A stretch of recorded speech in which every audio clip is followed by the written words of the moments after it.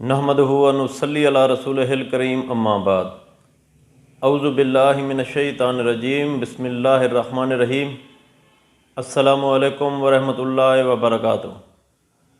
امید کرتا ہوں آپ صحت اور ایمان کی اعلیٰ حالت میں ہوں گے۔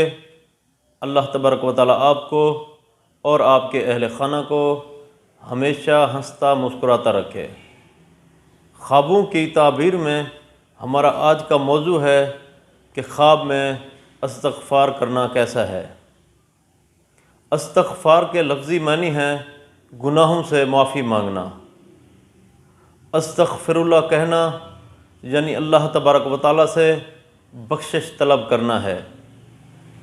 علامہ ابن سیرین رحمۃ اللہ علیہ نے فرمایا ہے کہ اگر کوئی شخص خواب میں استغفار کرتا ہے تو اس خواب کی تعبیر یہ ہے کہ خواب دیکھنے والے شخص کو اللہ تبارک و تعالیٰ مال اور فرزند عطا فرمائیں گے۔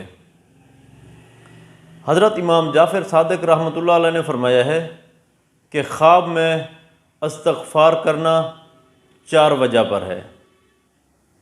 نمبر 1 مال، نمبر 2 فرزند، نمبر 3 اللہ تبارک و تعالیٰ سے بخشش چاہنا، نمبر 4 گناہوں سے توبہ کرنا۔